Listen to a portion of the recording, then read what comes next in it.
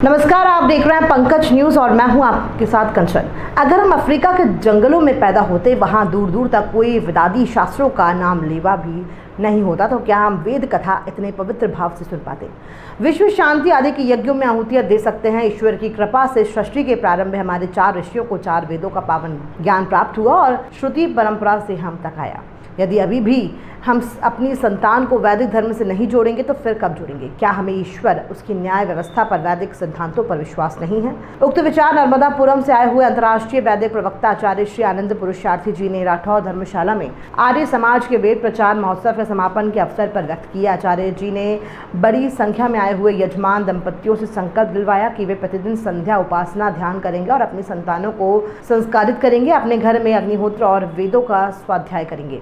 महीने में कम से कम एक बार आर्य समाज वैदिक धर्म के सत्संग में अवश्य जाएंगे। इसके अतिरिक्त यजमानों से उनके दुर्गुण दुर्व्यसन जैसे तंबाकू, बीड़ी, सिगरेट, शराब, गांजा, भांग, मांसाहार आदि छोड़ने का भी आग्रह किया गया। प्रातःकाल 8 बजे से ही सुदूर अंचलों से आर्यों का ज्ञान आगमन प्रारंभ हो गया था। धीरे धीरे राठौर धर्मशाला का जो प्रथम मंजिल का हाल था वो खचाखच भर गया था। आचार्य जी ने समाज राष्ट्र की सुख शांति के लिए आहुतियां दिलवाई। भजनोपदेशक पंडित भीष्मार्य जी ने प्रतिदिन की तरह प्रातःकाल से ही करीब 1 घंटे तक सभी श्रद्धालुओं को ईश्वर भक्ति के मधुर भजनों से आप्यादित कर दिया। कार्यक्रम के अंत में आर्य समाज के मंत्री रितेश राठौर जी ने कहा कि आचार्य जी ने हमारे उत्साह को बढ़ाया, जिसके कारण हम इतनी बड़ी संख्या में यजमानों को आमंत्रित कर सकें। वर्षाकाल में इतने यजमान दंपतियों का आना बड़ा कठिन होता है। आर्य समाज की ओर से सभी श्रद्धालुओं के लिए भोजन प्रसाद की व्यवस्था की गई थी। आर्य समाज के प्रधान नरेश राठौर ने बताया कि आचार्य आनंद पुरुषार्थी जी 3 दिन तक रात्रि में 8 बजे से योग दर्शन का निःशुल्क अध्यापन करेंगे। सभी श्रद्धालु 3 दिन आर्य समाज मंदिर में निःशुल्क योग दर्शन कक्षा में भाग ले सकते हैं। कार्यक्रम में बड़ी संख्या में नगर के अनेक गणमान्य नागरिक भी उपस्थित रहे। क्या नाम है सर आपका?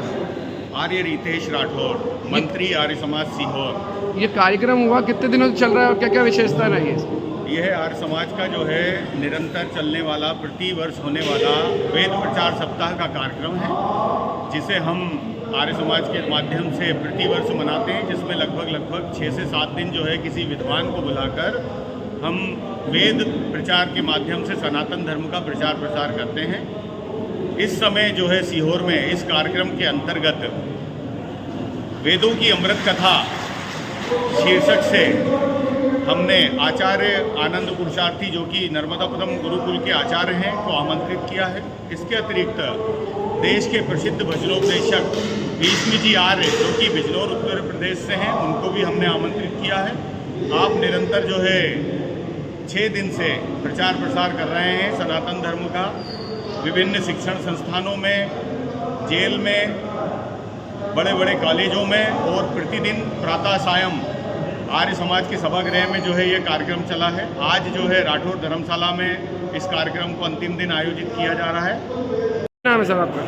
भारत सोनी। क्या कार्यक्रम हुआ, क्या क्या विशेषताएं रही इस कार्यक्रम में?